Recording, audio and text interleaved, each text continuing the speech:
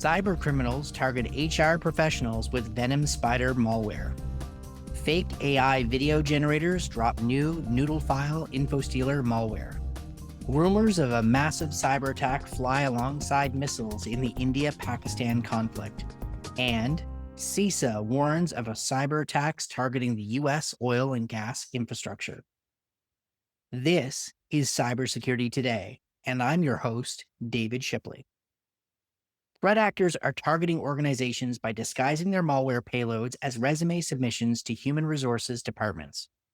Sean Nichols from SC Media reported this weekend that a privately run malware operation known as Venom Spider has been targeting HR professionals by way of phony resume submissions and fake personal websites pretending to be job seekers. The threat actors are believed to be financially motivated, using the malware to harvest user credentials and account details from infected systems. In the past, Venom Spider looked for low-hanging fruit, typically going after e-commerce sites and payment portals. However, the threat actors have broadened their horizons and have pivoted to targeting HR portals and job hunting services such as LinkedIn as the initial threat vector. The turn in Venom Spider's tactics was reported by Arctic Wolf. Going after HR teams with resume-themed lures is a tried and true cybercriminal tactic. Some of the earliest stories on this go back to 2017 when ransomware gangs turned to fake job applications to distribute their malware. In addition to specific training for HR teams who handle submitted resumes via email or online portals, providing tools to help these teams either in the form of safer submission methods or additional scanning and scrutiny for files sent to them is well warranted.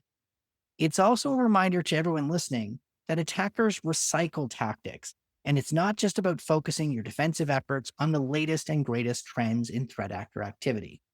What's old often becomes new again. Fake AI-powered video generation tools are being used to distribute a new information-stealing malware family called Noodlofile under the guise of generated media content. The websites use enticing names like Dream Machine and are advertised on high-visibility groups on Facebook, posing as advanced artificial intelligence tools that generate videos based on uploaded user files, reports Bill Toulis for Bleeping Computer. Although the use of AI tools to deliver malware isn't a new concept, and it's been adopted by cybersecurity criminals who are quite experienced, the discovery of the latest campaign by Morphosec introduces a new info stealer into the mix. As a reminder, the recent Disney Slack data breach was also the result of someone downloading what they thought was an AI tool. Noodlofile is a new information stealer malware that targets data stored on web browsers like account credentials, session cookies, tokens, and cryptocurrency wallet files. Quote, Noodlofile Stealer represents a new addition to the malware ecosystem. Previously undocumented in public malware trackers or reports, this stealer combines browser credential theft, wallet exfiltration, and optional remote access deployment, end quote, explain the Morphosec researchers. Stolen data is exfiltrated via Telegram bot, which serves as a covert command and control or C2 server, giving attackers real-time access to stolen information. Amidst the chaos of the current India-Pakistan conflict, rumors of impending cyber attacks on India's financial services sector have been circulating across social media in a massive misinformation campaign. India's Business Today reported Friday that a wave of misinformation was circulated on social media platforms, particularly WhatsApp, warning users of a supposed nationwide cyber attack. The viral message falsely claimed that a ransomware attack attributed to Pakistan will lead to all ATMs in the country being shut down for 2 to 3 days. The message also references a so-called video titled, quote, Dance of the Hillary, end quote, which it alleges contains a virus capable of formatting users' mobile devices upon being opened. Indian authorities have confirmed that no such threat is known to exist. India's Press Information Bureau, or PIB, has officially debunked the claims, labeling them as entirely false. PIB urged the public not to believe or forward these kinds of messages, emphasizing the importance of verifying information before sharing it. Officials continue to encourage users to rely on trusted sources for cybersecurity updates, and to report suspicious content to help curb the spread of misinformation.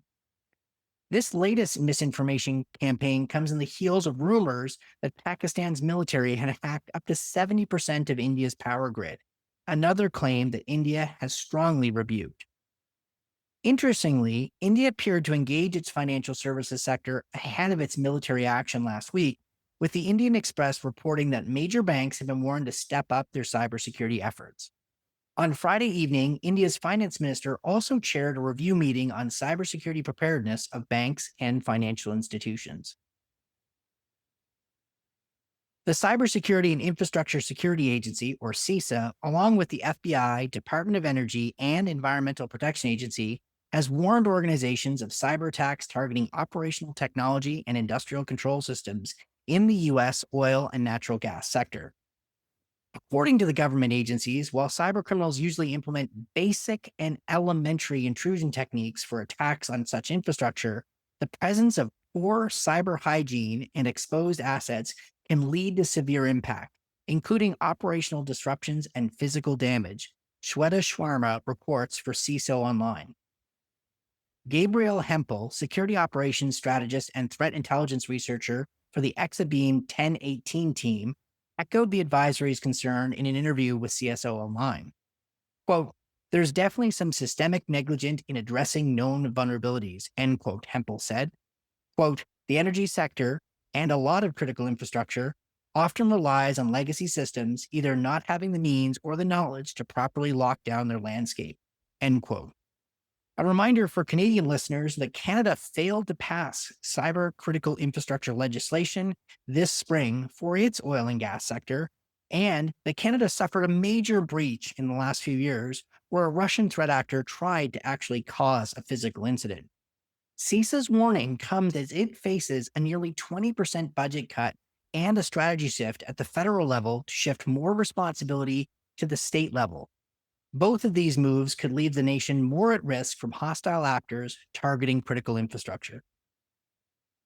Finally, if you haven't listened to Jim's phenomenal weekend interview with Daniel Brules, the former National Labor Relations Board IT staffer and now high-profile whistleblower on security issues related to Doge, you should take 30 minutes and catch up.